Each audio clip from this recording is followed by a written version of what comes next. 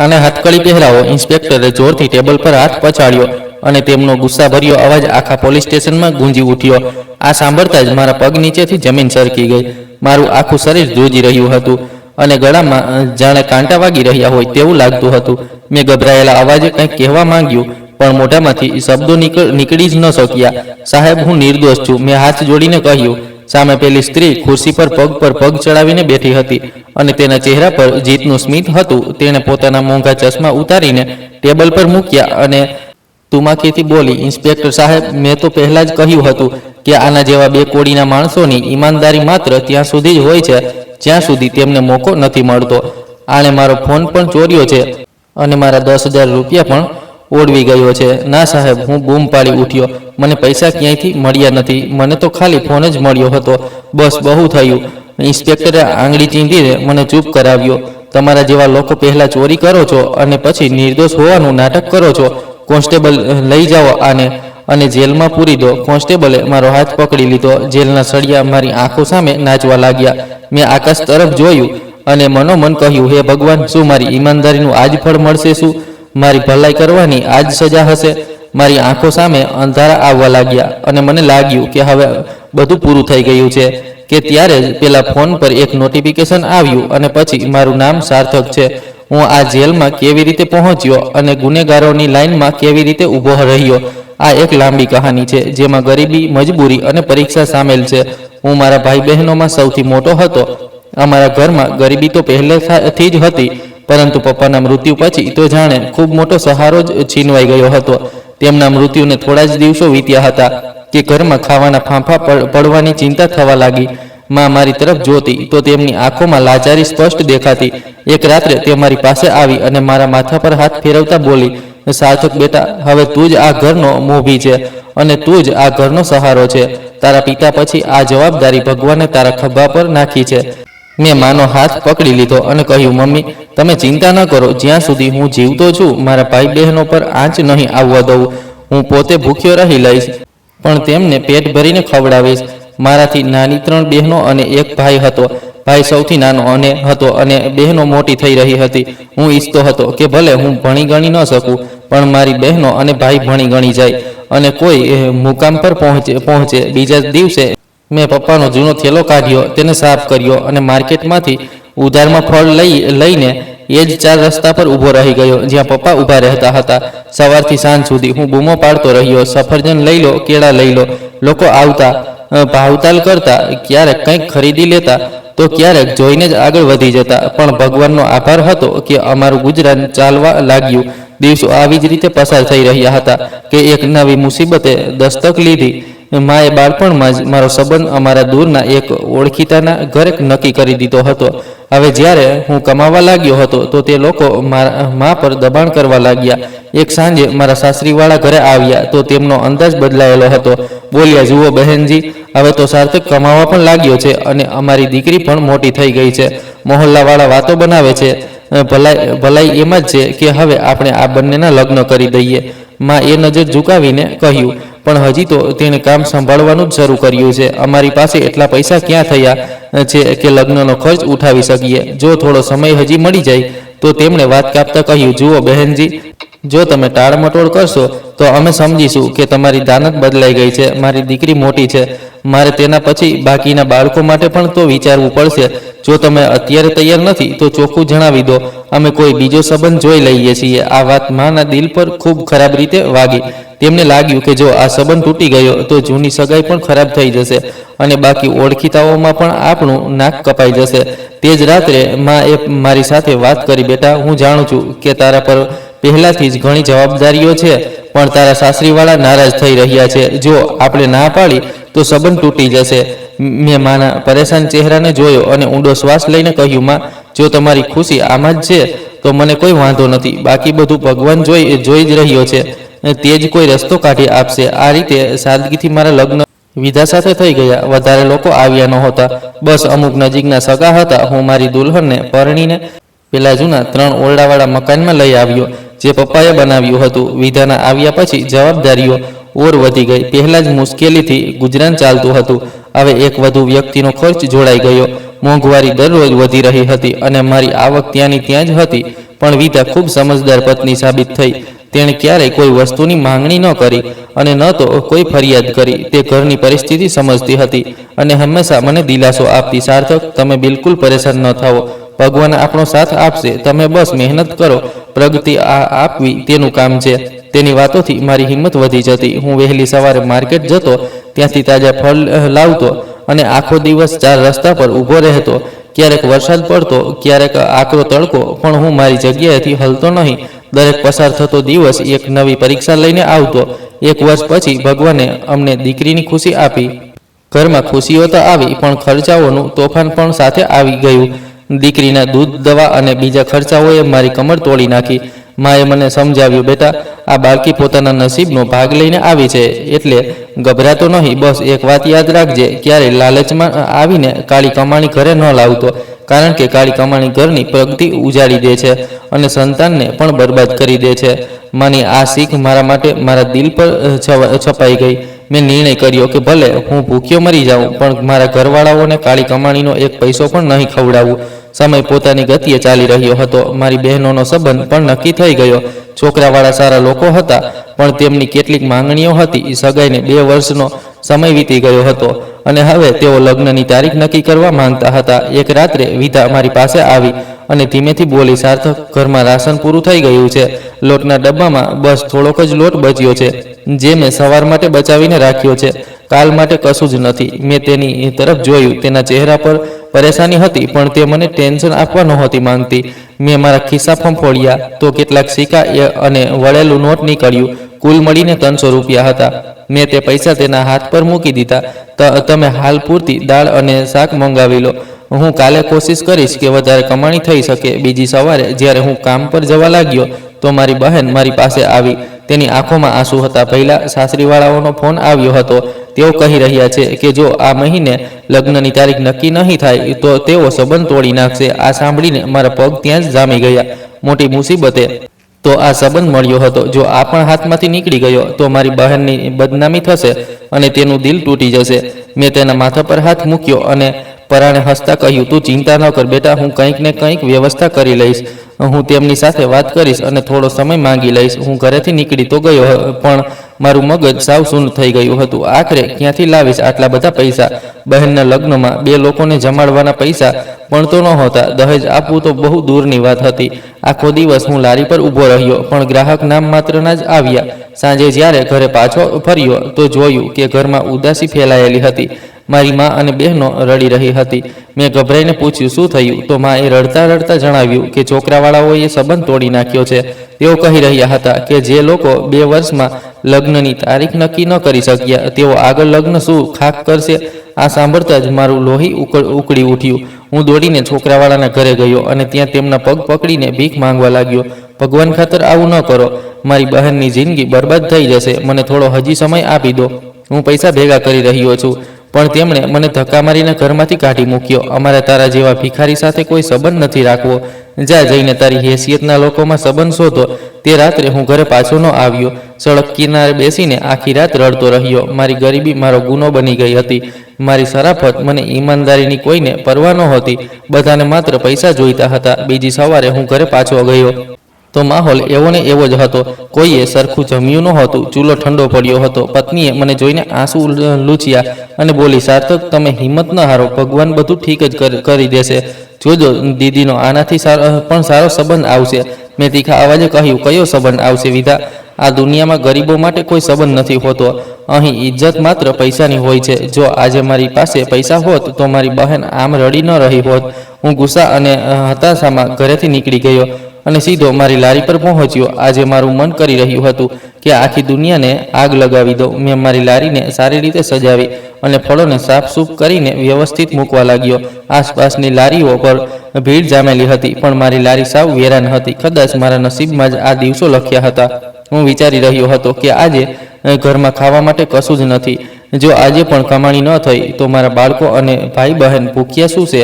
આ વિચારીને મારું કાળજું કંપી ઉઠ્યું. બપોરનો સમય હતો. સૂરજ માથા પર હતો. તેજ ગરમીએ હાલ બેહાલ કરી રાખ્યા હતા. અચાનક એક મોટી ગાડી સડક કિનારે આવીને ઊભી રહી. તેમાંથી એક સ્ત્રી ઉતરી. તેણે બહુ મોંઘા કપડાં પહેર્યા હતા અને આંખો પર કાળા ચશ્મા હતા. તેના હાથમાં એક શાનદાર ચમકતું પર્સ હતું. તે મોટા સ્ટાઇલથી ચાલતી મારી લારી તરફ આવી. તેને જોઈને મારા દિલમાં આશાનું એક કિરણ જાગ્યું. તે બહુ અમીર લાગી રહી હતી. કદાચ વધારે ફળ ખરીદે અને થોડા સારા પૈસા બની જાય. મેં તેને જોઈને એમ જ વિચાર્યું. તે મારી લારી પાસે આવીને ઊભી રહી અને સફરજનને ભાવતાલની નજરે જોવા લાગી. આ સફરજન કેમ આપ્યા છે? તેને તે જ અંદાજમાં પૂછ્યું. મેં નમ્રતાથી કહ્યું, 150 રૂપિયા કિલો છે દીદી. બહુ મીઠા અને તાજા સફરજન છે. તેણે મોઢું બગાડ્યું. આટલા મોંઘા? તમે લારીવાળા તો લૂંટો છો. 100 રૂપિયા લગાવો તો 5 કિલો લઈ લઈશ. જો પરિસ્થિતિ સારી હોત તો હું કદાચ ના પાડી દેત, કારણ કે મને પોતાને મોંઘા પડ્યા હતા. પણ તે સમયે મને પૈસાની સખત જરૂર હતી. ઘરમાં ખાવાના ફાંફા હતા અને મારે સાંજે લોટ લઈને જવાનું હતું. મેં દિલ પર પથ્થર મૂકીને કહ્યું, ઠીક છે દીદી, તમે લઈ લો. હું જલ્દી 5 કિલો સૌથી સારા સફરજન વીણીને તેની બેગમાં નાખવા લાગ્યો. તેણે પોતાના પર્સમાંથી 500 રૂપિયાની નોટ કાઢી અને મને પકડાવી દીધી. પછી તે પોતાનું પર્સ અને બેગ સંભાળવા લાગી. ત્યાં જ અચાનક તેનો ફોન વાગ્યો. તેણે પર્સમાંથી પોતાનો આઈફોન કાઢ્યો, પણ ત્યાં સુધીમાં કોલ કપાઈ ગયો. તેણે ફોન મારી લારીના ખૂણા પર મૂકી દીધો અને પર્સમાંથી ગાડીની ચાવીઓ શોધવા લાગી. જેવી ચાવીઓ મળી તે ઝડપથી પોતાની ગાડી તરફ વધી ગઈ. એ જ વખતે હું બીજા ગ્રાહકને જોવા લાગ્યો, જે હમણાં જ આવ્યો હતો. ગાડી સ્ટાર્ટ થઈ અને તે સ્ત્રી ત્યાંથી જતી રહી. થોડી વાર પછી જ્યારે બીજો ગ્રાહક પણ જતો રહ્યો તો મારી નજર લારીના ખૂણા પર પડી. ત્યાં પેલો ચમકતો આઈફોન પડ્યો હતો, જે સૂરજના તડકામાં ચમકી રહ્યો હતો. આ જોઈને મારું દિલ જોરથી ધડકવા લાગ્યું. મેં આમ તેમ જોયું. તે સ્ત્રી જતી રહી હતી. મેં ફોન હાથમાં ઉપાડ્યો. આ ખરેખર બહુ મોંઘો ફોન હતો. તેના પર સફરજનનું નિશાન બનેલું હતું. હું તરત જ એ દિશામાં દોડ્યો જે બાજુ તેની ગાડી ગઈ હતી, પણ તે નજર સામેથી ઓझल થઈ ચૂકી હતી. હા, તો હું પાછો લારી પર આવ્યો.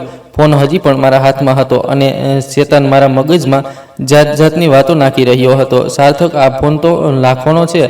જો તું આને વેચી દે તો તારી બધી મુસીબતો હલ થઈ જશે. તું તારી બહેનનું સારું લગ્ન કરી શકે છે, ઘરનું રાશન લાવી શકે છે, પોતાનું દેવું ઉતારી શકે છે. કોઈને શું ખબર પડશે કે આ ફોન તને મળ્યો છે? મેં ફોનને મુઠ્ઠીમાં દબાવી લીધો. મારા ઘરની પરિસ્થિતિ મારી આંખો સામે ફરવા લાગી. બહેનના આંસુ, માની ચિંતા, પત્નીની ખામોશી અને બાળકોની ભૂખ, આ બધું જ એક ફોનથી ખતમ થઈ શકતું હતું. એક લાંબી પળ માટે મેં વિચાર્યું કે આને મારા ખિસ્સામાં મૂકી દઉં અને સાંજે કોઈ દુકાન પર જઈને વેચી દઉં. પણ ત્યાં જ અચાનક મારા કાનોમાં માનો અવાજ ગુંજી ઉઠ્યો, બેટા, ક્યારેય પણ કાળી કમાણી ઘરે ન લાવતો. આનાથી ઘરની પ્રગતિ ખતમ થઈ જાય છે. મારા હાથ ધ્રુજવા લાગ્યા. આ એક પરીક્ષા હતી. એક તરફ મારી મજબૂરી અને બીજી તરફ મારું જમીર. એક તરફ દુનિયાભરની મુસીબતો હતી અને બીજી તરફ એ સવાલ કે હું ભગવાનને શું મોઢું બતાવીશ. આજ મૂંઝવણમાં ડૂબેલો હું ત્યાં જ ઊભો રહ્યો.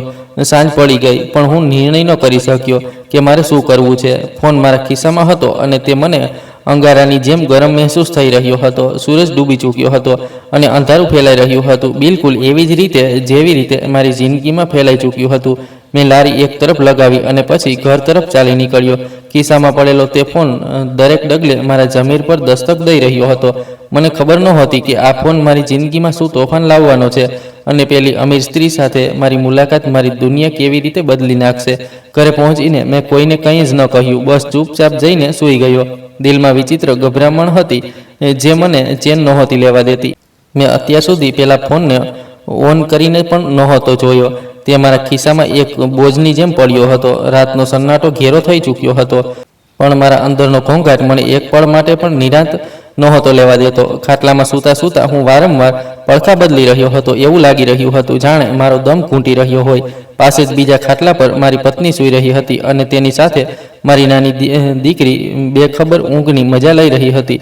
મેં તેમના ચહેરા તરફ જોયું તો દિલમાં એક દર્દ ઉપડ્યું. ત્યાં જ અચાનક વિધાની આંખ ખુલી ગઈ. કદાચ મારી બેચેનીએ તેને પણ જગાડી દીધી હતી. તેણે અંધારામાં મારી તરફ જોયું અને ધીમેથી બોલી, સાર્થક, તમે હજી સુધી જાગો છો? બધું ઠીક તો છે ને? આજે તમે બહુ પરેશાન લાગી રહ્યા છો.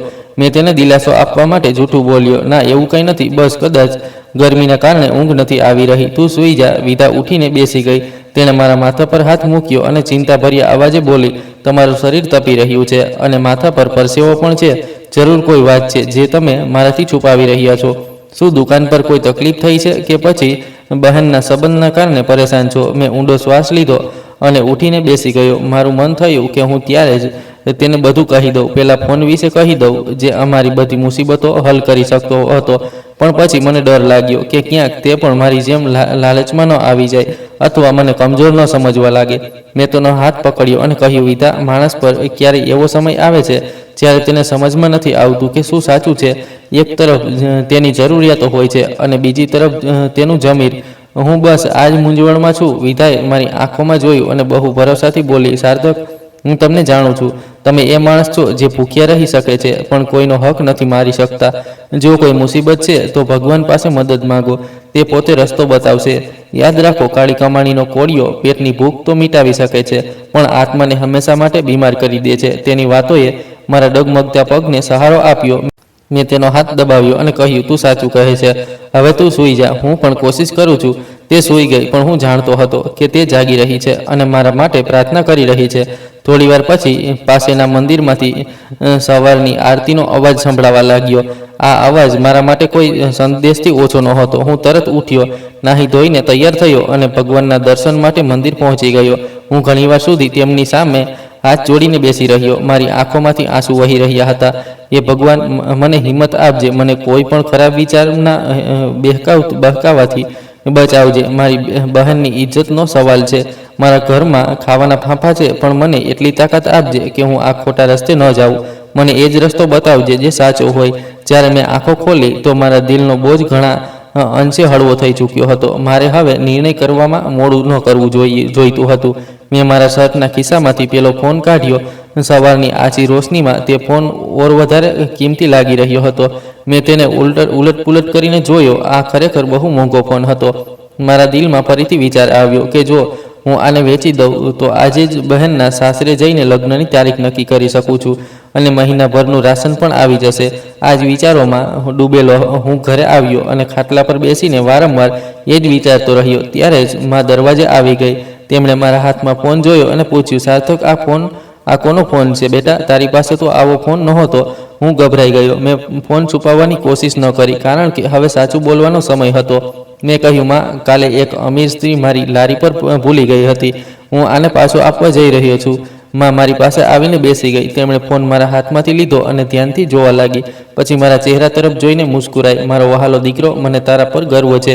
મને ખબર છે કે તમારા મનમાં ઉલટા સીધા વિચારો આવ્યા હશે જેમાં તમારી બહેનની મજબૂરી પણ સામેલ હશે પણ તમે ડગમગ્યા નહીં. મેં નજર ઝુકાવી લીધી અને કહ્યું, માં, સાચું કહું તો મારું જમીર ડગી ગયું હતું. મને લાગ્યું હતું કે કદાચ આજ ભગવાનની મદદ છે. પણ પછી તમારી શિખામણ યાદ આવી ગઈ.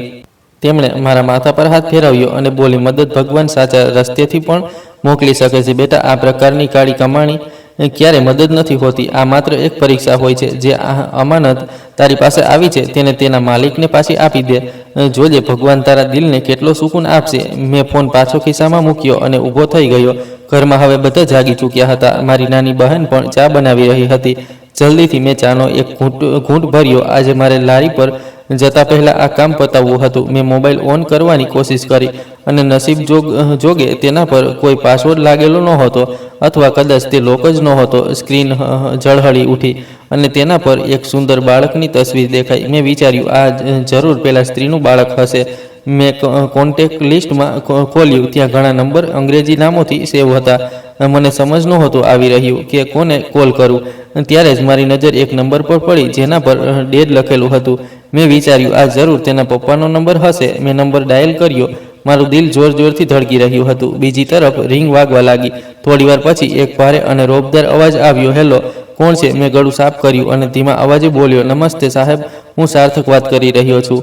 હું એક ફળ વેચવાવાળો છું. બીજી તરફ ખામોશી છવાઈ ગઈ. પછી અવાજ આવ્યો, ફળ વેચવાવાળો? પણ તું મારી દીકરીના ફોનથી કેમ વાત કરી રહ્યો છે અને આ ફોન તારી પાસે કેવી રીતે આવ્યો? મેં જલ્દીથી ચોખવટ કરી, સાહેબ, કાલે તમારી દીકરી મારી લારી પરથી ફળ ખરીદવા આવી હતી. તે ભૂલથી પોતાનો ફોન ત્યાં જ ભૂલી ગઈ. હું આ ફોન પાછો આપવા માંગુ છું. બીજી તરફ વાળા વ્યક્તિનો અવાજ થોડો નરમ થયો. અચ્છા, તો તું એ જ ઈમાનદાર માણસ છે જેનો ઉલ્લેખ કિતાબોમાં મળે છે. ઠીક છે. મારી દીકરી બહુ પરેશાન હતી પોતાના ફોનને લઈને. તું એમ કર, આ ફોન અમારા ઘરે પહોંચાડી દે. મેં કહ્યું, જી સાહેબ, હું એ જ ઈચ્છું છું. તમે મને ઘરનું સરનામું જણાવી દો. હું અત્યારે જ આવી જાઉં છું. તેમણે મને એક મોંઘા વિસ્તારનું સરનામું જણાવ્યું. આ શહેરનો સૌથી પોશ વિસ્તાર હતો જ્યાં મોટા મોટા બંગલા હતા. મેં ફોન બંધ કર્યો અને તેમણે જણાવેલું સરનામું યાદ કરી લીધું. હું ઘરેથી નીકળવા લાગ્યો તો મારી બહેન મારી પાસે આવી. તેનો ચહેરો ઉદાસ હતો. અને આંખો સૂજેલી હતી. કદાચ તે આખી રાત રડતી રહી હતી. પહેલાં તમે કામ પર જઈ રહ્યા છો? મેં કહ્યું, હા ગુડિયા, પણ પહેલાં એક જરૂરી કામથી જવાનું છે. તું ચિંતા ન કર, ભગવાન બધું ઠીક કરી દેશે. તેણે ઉદાસ અવાજે કહ્યું, પહેલાં જો મારા સંબંધના લીધે તમને કોઈ પરેશાની છે તો ના પાડી દો. હું નથી ઈચ્છતી કે તમે દેવાના બોજ નીચે દબાઈ જાઓ. તેની વાતે મારું કાળજું ચીરી નાખ્યું. હું જાણતો હતો કે જો મેં પહેલાં ફોનો સોદો કરી લીધો હોત તો અત્યારે તેના ચહેરા પર મુસ્કાન લાવી શકતો હોત. હું કહી શકતો હોત કે લગ્નની તૈયારી કરો, પૈસા આવી ગયા છે. પણ મેં મારા જમીનનો સોદો ન કર્યો. મેં તેને દિલાસો આપ્યો અને કહ્યું, તારો ભાઈ હજી જીવતો છે, તું બસ ભગવાનને પ્રાર્થના કર. હું ઘરેથી નીકળ્યો તો સવારની ઠંડી હવા ચાલી રહી હતી. મેં મારી લારી ઘરની બહાર જ છોડી દીધી. આજે હું પગપાળા જ એ સફર પર રવાના થયો. રસ્તામાં મને મારો મિત્ર રવિ મળ્યો, જે દૂધની દુકાન ચલાવતો હતો. અરે સાર્થક, આજે લારી નથી લાવવાની શું? અને આ સવારમાં આટલી જલ્દી ક્યાં જઈ રહ્યો છે? મેં ચાલતા ચાલતા તેને કહ્યું, અરે યાર રવિ, બસ એક જરૂરી કામથી જઈ રહ્યો છું. એક અમાનત છે, તેને તેના અસલી માલિક સુધી પહોંચાડવાની છે. રવિએ હેરાનીથી પૂછ્યું, કેવી અમાનત અને માલિક કોણ છે? લાગે છે કોઈ બહુ મોટો મામલો છે. મેં હસીને બોલ્યો, બસ ભગવાનને પ્રાર્થના કરજે કે બધું સારી રીતે થઈ જાય. અને હું આગળ વધી ગયો. મારા મગજમાં જાત જાતની મૂંઝવણો ચાલી રહી હતી. શું પેલી સ્ત્રી મને ઓળખશે પણ કે નહીં? કાલે તેનો વ્યવહાર બહુ રૂખો હતો. ક્યાંક તે મને ચોર ન સમજી લે. પણ પછી મેં વિચાર્યું, હું એક ભલાઈનું કામ કરવા જઈ રહ્યો છું અને ભલાઈ કરવાવાળાની સાથે ભગવાન હોય છે. મેં ખિસ્સામાંથી પેલું સરનામું કાઢ્યું અને રિક્ષાવાળાને બતાવ્યું. પહેલાં મારે આ એડ્રેસ પર જવું છે, કેટલું ભાડું લેશો? રિક્ષાવાળાએ સરનામું જોયું અને પછી મને ઉપરથી નીચે સુધી જોયો. મારા કપડાં જૂના હતા અને બૂટ ઘસાયેલા હતા. અરે ભાઈ સાહેબ, આ તો બહુ અમીર લોકોનો વિસ્તાર છે. ત્યાં તો રિક્ષા અંદર પણ નથી જવા દેતા. તમે ત્યાં શું કરવા જઈ રહ્યા છો? મેં કહ્યું, મને ત્યાં એક સાહેબે બોલાવ્યો છે. તમે બસ મને એ વિસ્તારના ગેટ સુધી છોડી દો. રિક્ષાવાળાએ 100 રૂપિયા માગ્યા, જે મારા માટે બહુ વધારે હતા, પણ સમય બચાવવા માટે હું બેસી ગયો. સફર દરમિયાન મારો હાથ વારંવાર મારા ખિસ્સામાં જતો અને હું ફોનને ટટોળતો રહેતો. આ ફોન નહોતો, પણ મારી ઈમાનદારીની પરીક્ષા હતી. મને નહોતી ખબર કે પેલા બંગલાની અંદર મારી સાથે શું થવાનું છે. શું મને કોઈ ઇનામ મળશે કે માત્ર એક થેન્ક યુ શબ્દ? અથવા કદાચ એ પણ નહીં. મને કોઈ ઇનામની ચાહ નહોતી. મને બસ મારો સુકૂન પાછો જોઈતો હતો, જે કાલે બપોરથી ક્યાંક ખોવાઈ ગયો હતો. રિક્ષા એક મોટા ગેટની સામે ઊભી રહી. સિક્યોરિટી ગાર્ડે રિક્ષાને અંદર જતા રોકી દીધી. હું રિક્ષામાંથી ઉતર્યો અને પછી ભાડું ચૂકવી દીધું. સામે એક બહુ મોટી સોસાયટીનો ગેટ હતો.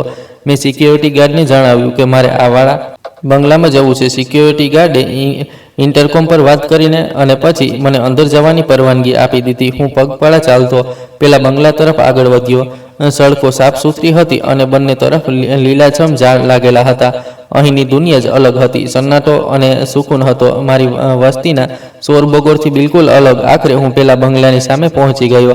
આ એક મહેલ જેવું ઘર હતું. સફેદ રંગનું મોટો ગોલ્ડન રંગનો શાનદાર ગેટ અને ઊંચી દિવાલો. મેઇન ગેટની સાથે લાગેલી ઘંટીનું બટન દબાવ્યું. થોડીવાર પછી ગેટ પર બનેલો નાનો દરવાજો ખુલ્યો અને એક નોકર બહાર નીકળ્યો. તેને યુનિફોર્મ પહેરેલો હતો. જી, તમારે કોને મળવું છે? તેને રૂક્ષતાથી પૂછ્યું. મેં નમસ્તે કર્યું અને કહ્યું, હું સાર્થક છું. મારે મેડમને મળવું છે. હું તેમનો મોબાઈલ ફોન પાછો આપવા આવ્યો છું.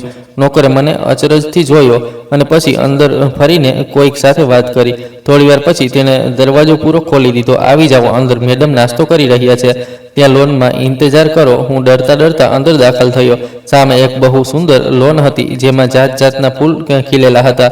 મેં મારા જૂના ચપ્પલ ઉતારવાનું વિચાર્યું, પણ પછી ડરી ગયો કે ક્યાંક તેઓ ખરાબ ન માની જાય. નોકર મને એક મોટા ઓરડામાં લઈ ગયો. ત્યાંનું ફર્શ એટલું ચમકદાર હતું કે મને મારો ચહેરો દેખાઈ રહ્યો હતો. સોફા એટલા નરમ લાગી રહ્યા હતા કે બેસવાથી પણ ડર લાગતો હતો. તમે અહીં ઊભા રહો, હું હમણાં મેડમને જણાવું છું, કહીને નોકરે મને ખૂણામાં ઊભા રહેવાનો ઈશારો કર્યો અને પોતે અંદર જતો રહ્યો. હું ત્યાં ઊભો રહીને ચારે તરફ જોવા લાગ્યો. દિવાલો પર મોટી મોટી તસવીરો લાગેલી હતી. છત પર ઝુમર લટકી રહ્યા હતા. આ બધું જોઈને મને મારી ગરીબીનો અહેસાસ ઓર વધારે થવા લાગ્યો. અમે એક જ શહેરમાં રહેતા હતા, પણ અમારી દુનિયામાં જમીન આસમાનનો ફરક હતો.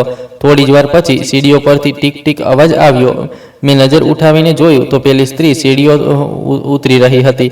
તેણે આજે પણ એવા જ કિંમતી કપડાં પહેરેલા હતા, પણ ચહેરા પર ગુસ્સો અને બેરુખી સ્પષ્ટ દેખાઈ રહી હતી. તેણે મને જોયો અને અટકી ગઈ. તેની નજરોમાં નફરત હતી. તો તું છે પેલો લારીવાળો? તેણે કડક અંદાજમાં કહ્યું. મારા દિલમાં ધ્રાસકો પડ્યો. મને આશા હતી કે તે ખુશ થશે, પણ તેનો અંદાજ કંઈક બીજું જ બતાવી રહ્યો હતો. મેં ધ્રુજતા હાથે ખિસ્સામાંથી ફોન કાઢ્યો. જી મેડમ, આ તમારો ફોન છે. કાલે તમે મારી લારી પર ભૂલી ગયા હતા. મેં ફોન તેની તરફ લંબાવ્યો. તેણે ઝપટ મારીને ફોન મારા હાથમાંથી છીનવી લીધો, જાણે કે હું તેને પાછો લઈ લઈશ. તેણે તરત ફોન ઓન કર્યો અને કંઈક ચેક કરવા લાગી. હું ચૂપચાપ ઊભો તેને જોતો રહ્યો.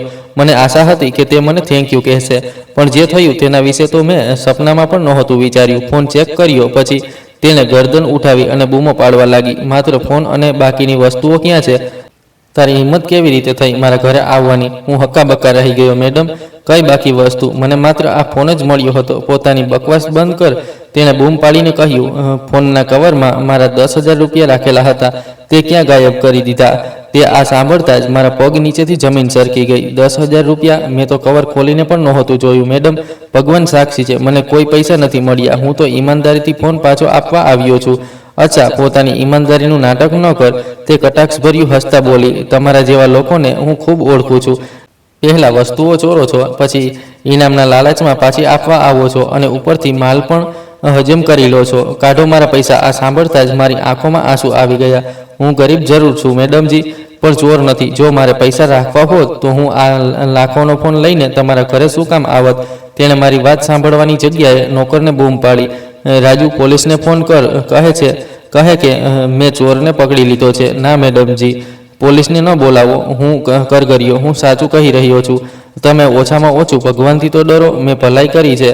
તે કટાક્ષમાં હસવા લાગી. અચ્છા, ભલાઈ કરી છે. પોતાની ચોરીને ભલાઈનું નામ આપ. હવે તું પોલીસની સામે જ પેલા પૈસા ક્યાં છુપાવ્યા છે તે ઓળખી જઈશ.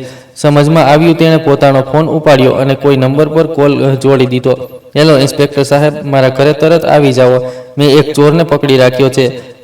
જી હા, એ જ ફોનવાળો મામલો છે. જલ્દી આવો. હું લાચારીની મૂર્તિ બની ત્યાં ઊભો હતો. મને મારી માની વાત યાદ આવી રહી હતી કે બેટા, ઈમાનદારીનો રસ્તો મુશ્કેલ હોય છે, પણ મને અંદાજ નહોતો કે આ રસ્તો મને સીધો જેલના દરવાજે ધકેલી દેશે. મેં ત્યાંથી ભાગવાની કોશિશ ન કરી, કારણ કે હું જાણતો હતો કે ભાગવું ગુનાને સાબિત કરવા જેવું હશે.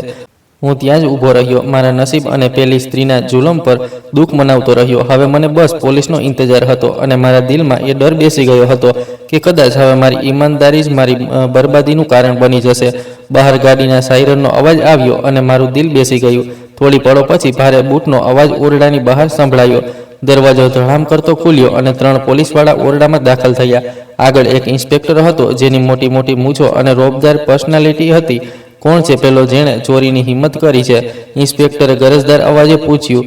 પેલી સ્ત્રી સોફા પરથી ઉઠી અને બહુ નખરાથી ઇન્સ્પેક્ટર તરફ વધી.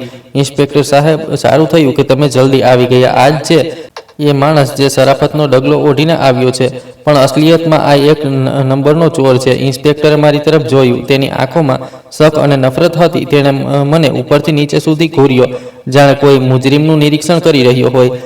અબેઓ, આ શું હુલિયો છે?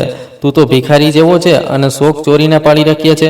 ઇન્સ્પેક્ટરે કહ્યું. તે આગળ વધ્યો, મારા ખભા પર હાથ મૂક્યો અને જોરથી પકડીને ઠંઠોડી નાખ્યો. દર્દે અને ડરથી મારી ચીસ નીકળી ગઈ. સાહેબ, હું સાચું કહું છું, મેં ચોરી નથી કરી. હું ભગવાનને સાક્ષી માનીને કહી શકું છું કે હું નિર્દોષ છું. હું તો આમને ફોન પાછો આપવા માટે અહીં આવ્યો હતો. પેલી સ્ત્રીએ તરત મારી વાત કાપી નાખી. જુઓ ઇન્સ્પેક્ટર સાહેબ, આ એ જ ગોખેલી વાતો કરી રહ્યો છે જે દરેક ચોર કરે છે. આને મારો આઈફોન ચોર્યો છે અને તેના કવરમાં રાખેલા 10,000 રૂપિયા પણ કાઢી લીધા છે. હવે ફોન પાછો આપીને ઈમાનદાર બનવાનું નાટક કરી રહ્યો છે, જેથી શક ન જાય. મેં હાથ જોડી દીધા. મેડમજી, ભગવાનથી તો ડરો. હું ગરીબ જરૂર છું, પણ બેઈમાન નથી. જો હું ચોર હોત તો આ ફોન પણ વેચી દેત. આ ફોન તો લાખોનો છે. પછી હું આને લઈને શેરની ગુફામાં પાછો શું કામ આવત? ઇન્સ્પેક્ટરે મારી વાત સાંભળીને થોડું વિચાર્યું. તેને સ્ત્રી તરફ જોયું. મેડમ, આ વાત તો આની સાચી છે. જો આણે 10,000 રૂપિયા ચોરી લીધા હોત તો ફોન પાછો આપવાનું જોખમ શું કામ લેત? તે ફોન પણ વેચીને ગાયબ કરી શકતો હતો. સ્ત્રીનો ચહેરો ગુસ્સાથી લાલ થઈ ગયો. ઇન્સ્પેક્ટર સાહેબ, તમે આની તરફદારી કરી રહ્યા છો. આ ગરીબ લોકો બહુ ચાલાક હોય છે. આણે વિચાર્યું હશે કે ફોન ટ્રેસ થઈ જશે એટલે ફોન પાછો આપી દઉં છું અને ઇનામ મળી જશે. અને પૈસા તો આમ પણ કેસમાં હતા. તેનો કયો પુરાવો હશે? હું રડી પડ્યો. મારા આંસુ ગાલ પર વહેવા લાગ્યા. સાહેબ, મારા ઘરમાં ખાવાના ફાંફા છે. મારી બહેનના લગ્ન માત્ર પૈસાના કારણે તૂટી ગયા છે. જો હું ચોર હોત તો કાલે જ આ ફોન વેચીને મારી બધી મુસીબતો હલ કરી લેત, પણ મેં ભગવાનના ડરથી આવું ન કર્યું. શું ભગવાનથી ડરવાની આ જ સજા છે? કે તમે મને ચોર કહી રહ્યા છો? ઇન્સ્પેક્ટરે મારી વાત અનસુની કરી દીધી. તે મારી નજીક આવ્યો અને મારો કાટલો પકડી લીધો. જો બેટા, આ કોઈ મંદિર નથી. શરાફતથી જણાવી દે કે પૈસા ક્યાં છુપાવ્યા છે, નહીંતર પોલીસ સ્ટેશન લઈ જઈને એવા લાફા મારીશ કે તારી 7 પેઢી ચોરી કરતા થથરશે. હું ખરાબ રીતે ગભરાઈ ગયો. પોલીસ સ્ટેશનનું નામ સાંભળતા જ મારો જીવ જાણે શરીરમાંથી નીકળી ગયો. મેં સાંભળ્યું હતું કે પોલીસવાળા ગરીબોની ચામડી ઉતારી લે છે.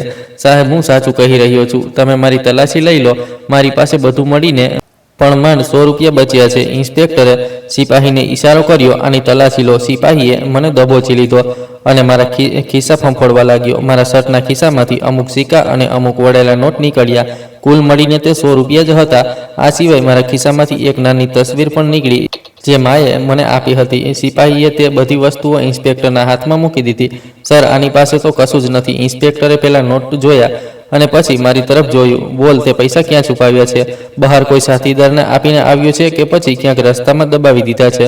હું કરગરીને બોલ્યો, સાહેબ, મારો કોઈ પણ સાથીદાર નથી. હું એકલો જ આવ્યો છું. તમે બહાર ચોકીદારને પૂછી લો. હું રિક્ષામાં આવ્યો હતો અને રસ્તામાં ક્યાંય પણ રિક્ષા ઊભી નહોતી રાખાવી.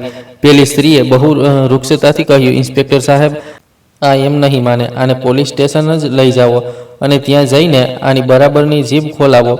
મને મારા 10,000 રૂપિયા કોઈ પણ હાલતમાં પાછા જોઈએ. આ માત્ર પૈસાની વાત નથી, આ કાયદાની વાત છે. આના જેવા લોકોને સબક મળવો જોઈએ કે અમીરોના ઘરોમાં ઘૂસીને ચોરી કરવું એટલું આસાન નથી. મેં પેલા સ્ત્રીના પગ પકડવાની કોશિશ કરી. મેડમજી, મારી હાલત પર થોડી તો દયા કરો. મારા નાના ભાઈ બહેન છે. જો હું જેલ જતો રહ્યો તો તેઓ ભૂખે મરી જશે. તમારી પાસે તો ભગવાનનું આપેલું બધું જ છે. પછી તમે એક ગરીબ પર આટલો જુલમ કેમ કરી રહ્યા છો? તેણે નફરતથી પાછળ હટીને પોતાનો પગ ખેંચી લીધો.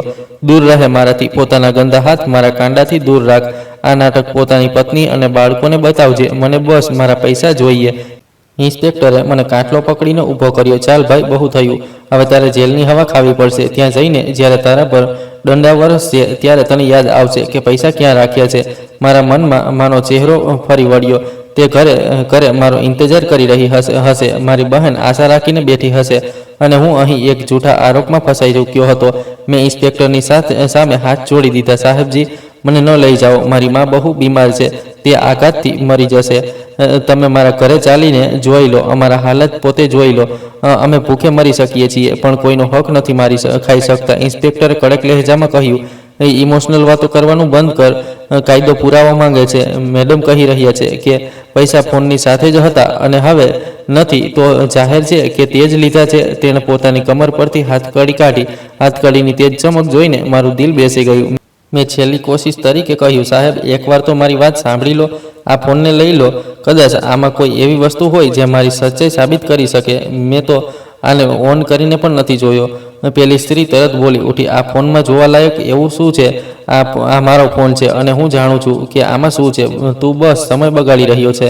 ઇન્સ્પેક્ટર, આને લઈને જાઓ. આનો ગરીબનો ચહેરો જોઈને મારી તબિયત ખરાબ થઈ રહી છે. ઇન્સ્પેક્ટરે મારા હાથમાં હથકડી લગાવી દીધી. લોખંડની ઠંડી ચૂભને મારા કાંડાને જકડી લીધા. આ માત્ર હથકડી નહોતી, આ મારી ઇજ્જત અને મારા ભવિષ્યની અર્થી હતી. ચાલ બહાર. સિપાહીએ મને ધક્કો માર્યો. હું લથડાયો પણ સંભાળી ગયો હતો. મારું માથું શરમથી ઝૂકી ગયું. હું વિચારી રહ્યો હતો કે મહોલ્લાવાળા શું કહેશે જ્યારે તેમને ખબર પડશે કે મને પોલીસ પકડીને લઈ જઈ રહી છે. મારી બહેનોનું શું થશે જેમને ભાઈ ચોર બનીને જેલ જઈ રહ્યો છે. અમે ઓરડામાંથી બહાર નીકળવા જ જઈ રહ્યા હતા કે ઇન્સ્પેક્ટર 1 મિનિટ માટે રોકાયો અને કહેવા લાગ્યો, આ આઈફોન પુરાવા તરીકે કબજામાં લેવો જરૂરી છે. આ કહેતા તેણે પેલો ફોન જે ટેબલ પર પડ્યો હતો તે ઉપાડી લીધો. સ્ત્રીએ પૂછ્યું, શું થયું ઇન્સ્પેક્ટર સાહેબ? ઇન્સ્પેક્ટરે ફોનને હાથમાં ફેરવ્યો અને કહ્યું, મેડમ, આ ફોન કેસનો હિસ્સો છે. આને અમારે અમારી સાથે લઈ જવો પડશે. કેસ દાખલ કરવા માટે આની સખત જરૂર પડશે. સ્ત્રીના ચહેરા પર એક પળ માટે ગભરાટ આવી ગઈ. પણ આમાં ફોન લઈ જવાની શું જરૂર છે? મેં તમને જણાવી તો દીધું છે ને કે આ મારો છે. તમે બસ આ ચોરને લઈ જાઓ. ફોન મને પાછો આપી દો. મને આની જરૂર છે. ઇન્સ્પેક્ટરે શકની નજરે પેલી સ્ત્રીને જોઈ. મેડમ, આ કાયદો છે. રિકવરીનો માલ હાજર હોવો જોઈએ. જ્યાં સુધી કેસ ચાલશે આ ફોન પોલીસની કસ્ટડીમાં રહેશે. તમારે કોર્ટમાંથી પછી આને લેવો પડશે. સ્ત્રીએ જલ્દીથી કહ્યું, ના ના, હું કોર્ટના ચક્કરમાં નથી પડવા માંગતી. તમે એમ કરો કે ફોન અહીં જ રહેવા દો. બસ આનાથી મારા પૈસા કઢાવી આપો. ઇન્સ્પેક્ટરની છઠ્ઠી ઇન્દ્રિય જાગી ઉઠી હતી. તે એક અનુભવી ઓફિસર હતો. સ્ત્રીનું ફોન આપવાની ના પાડવી અને તેની ગભરાહટ તેને વિચિત્ર લાગી. સામાન્ય રીતે પીડિત ઈચ્છતો હોય છે કે પોલીસ પુરાવા પોતાની પાસે રાખે. ઇન્સ્પેક્ટરે ફોનની સ્ક્રીન જોઈ. મેડમ, તમે આટલા કેમ ગભરાઈ રહ્યા છો? આ ફોન જ તો આ ચોરીનો એકમાત્ર પુરાવો છે. જો આ અમારી પાસે નહીં હોય તો અમે કોર્ટમાં શું સાબિત કરીશું? સ્ત્રીએ પરાણે હસવાની કોશિશ કરી. હું ગભરાઈ નથી રહી. હકીકતમાં આમાં મારો પર્સનલ ડેટા છે, અમુક તસવીરો વગેરે છે. હું નથી ઈચ્છતી કે પોલીસ સ્ટેશનમાં બધા લોકો જુએ. ઇન્સ્પેક્ટરે ફોનનું પાવર બટન દબાવ્યું. સ્ક્રીન એકદમથી ચમકી ગઈ. ચિંતા ન કરો મેડમ, અમારું કામ ડેટા જોવાનું નથી. અમે માત્ર આનો IMEI નંબર અને મોડલ નોટ કરીશું. તેણે ફોન અનલોક કરવા માટે સ્વાઇપ કર્યો. તેમાં આમ પણ કોઈ પાસવર્ડ નહોતો, જે મેં સવારે જોયો હતો. ઇન્સ્પેક્ટરે ફોનનું મેનુ ખોલ્યું. સ્ત્રી અચાનક બરાડી ઉઠી. આને બંધ કરો. તમને કોઈ અધિકાર નથી મારો ફોન ચેક કરવાનો. આ મારી પ્રાઇવેસી છે. ઇન્સ્પેક્ટરે કડક અંદાજમાં તેની તરફ જોયું. મેડમ, હવે મામલો પોલીસ પાસે છે. કાયદો અમને પરવાનગી આપે છે કે અમે તપાસ માટે દરેક પાસાનું નિરીક્ષણ કરીએ. તેણે ફોનની સેટિંગ ખોલી જેથી ફોનની જાણકારી જોઈ શકે. એ જ દરમિયાન એક મેસેજનું નોટિફિકેશન સ્ક્રીન સ્પષ્ટ દેખાયું. ઇન્સ્પેક્ટરની નજર તેના પર પડી ગઈ. હું ચૂપચાપ ઊભો આ બધું જોઈ રહ્યો હતો. મને સમજમાં નહોતું આવી રહ્યું કે ફોનને લઈને આ સ્ત્રી આટલી પરેશાન કેમ થઈ રહી છે. શું મારું નસીબ પલટવાનું હતું કે પછી આ માત્ર એક બીજી મુસીબતનો ઈશારો હતો? ઇન્સ્પેક્ટરે પેલું નોટિફિકેશન વાંચ્યું તો તેના કપાળે કરચલીઓ પડી ગઈ. તેણે ઝડપથી ફોનનું મેસેજ બોક્સ ખોલી દીધું. સ્ત્રી હવે પરસેવે રેબઝેબ થઈ ચૂકી હતી. આગળ વધી જેથી ઇન્સ્પેક્ટરના હાથમાંથી ફોન છીનવી લે. મને મારો ફોન પાછો આપો. હું તમારી ફરિયાદ કરીશ. તમે તમારી હદથી વધારે આગળ વધી રહ્યા છો. કોન્સ્ટેબલે સ્ત્રીનો રસ્તો રોકી લીધો. મેડમ, પાછળ ખસી જાઓ. સાહેબને તેમનું કામ કરવા દો. ઇન્સ્પેક્ટરની આંગળીઓ ઝડપથી ફોનની સ્ક્રીન પર ચાલી રહી હતી. તે કંઈક જૂના મેસેજ વાંચી રહ્યો હતો અને સાથે સાથે તેના ચહેરાનો રંગ પણ બદલાઈ રહ્યો હતો. ક્યારેક તે હેરાનીથી આંખો ફાડતો અને ક્યારેક ગુસ્સાથી તેના જડબા ભીંસાઈ જતા. ઓરડામાં પૂરેપૂરી ખામોશી છવાઈ ગઈ હતી. માત્ર દિવાલ ઘડિયાળની ટીક ટીક સંભળાઈ રહી હતી. મારું દિલ જોર જોરથી ધડકી રહ્યું હતું. મને લાગ્યું કે કદાચ ભગવાને મારી સાંભળી લીધી છે. ઇન્સ્પેક્ટરે ફોન પરથી નજરો હટાવી અને સ્ત્રીને કોરી. આ વખતે તેની નજરોમાં પેલી ઇજ્જત અને ભરોસો નહોતો જે પહેલા હતો. હવે તેની આંખોમાં શિકારી જેવી ચમક હતી. તેણે ફોન મારી તરફ લહેરાવ્યો અને મને પૂછ્યું, સાર્થક, તું કહી રહ્યો હતો કે તે આ ફોન ખોલીને નથી જોયો? મેં ડરતા ડરતા જવાબ આપ્યો, જી સાહેબ, મેં સવારે માત્ર એક કોલ કરવા માટે આને ફોન કર્યો હતો. એ સિવાય મેં કશું જ નથી જોયું. ઇન્સ્પેક્ટરે ઊંડો શ્વાસ લીધો અને માથું હલાવ્યું. સારું કર્યું કે ન જોયું, નહીંતર કદાચ તું અહીં સુધી જીવતો ન પહોંચી શકત. આ સાંભળીને મારા રૂવાડા ઊભા થઈ ગયા. જીવતો ન પહોંચી શકત એવું તો શું હતું આ ફોનમાં? હવે પેલી સ્ત્રી બિલકુલ પીળી પડી ચૂકી હતી. તે સોફા પર પડવાના અંદાજમાં બેસી ગઈ. ઇન્સ્પેક્ટર સાહેબ, તમે ખોટું સમજી રહ્યા છો. આ એ નથી જે તમે વિચારી રહ્યા છો. ઇન્સ્પેક્ટરે જોરદાર અટ્ટહાસ્ય કર્યું. મેડમ, હું શું વિચારી રહ્યો છું અને શું સમજી રહ્યો છું એ તો હવે પોલીસ સ્ટેશન જઈને જ ખબર પડશે. પણ એક વાત નક્કી છે કે આજનો દિવસ ઘણા લોકો માટે હેરાન કરી દેનારો છે. તેણે મારી તરફ જોયું. મારા કાંડામાં હાથકડી હજી પણ લાગેલી હતી. કોન્સ્ટેબલ ઇન્સ્પેક્ટરે અવાજ આપ્યો, જી સર, ગાડી તૈયાર રાખો અને હેડક્વાર્ટર ફોન કરો કે અમને ઓર વધારે પોલીસ ફોર્સની જરૂર પડી શકે છે. પોલીસની વધુ ફોર્સ બોલાવવાની વાત સાંભળીને ઓરડામાં જાણે મોતનો સન્નાટો છવાઈ ગયો. ઇન્સ્પેક્ટરની નજરો હવે પેલી સ્ત્રીના ચહેરા પર જામેલી હતી જે થોડીવાર પહેલા સુધી મને કીડી મકોડા સમજી રહી હતી. ઇન્સ્પેક્ટરે ઊંડો શ્વાસ લઈને અચાનક કોન્સ્ટેબલ તરફ ફરીને કહ્યું, હવે આ નવયુવાનની હાથકડીઓ ખોલી નાખો. હું ચોંકી ઉઠ્યો. મને મારા કાનો પર ભરોસો જ ન થયો. સાહેબ, શું સાચે જ? મેં લડખડાતા અવાજે પૂછ્યું. કોન્સ્ટેબલે તરત હુકમનું પાલન કર્યું અને મારા હાથ પરથી લોખંડનો પેલો બોજ હટાવી દીધો. મારા હાથ પર લાલ નિશાન પડી ચૂક્યા હતા, પણ મને દર્દનો અહેસાસ નહોતો થઈ રહ્યો, કારણ કે મારી હેરાની પેલા દર્દ પર હાવી હતી.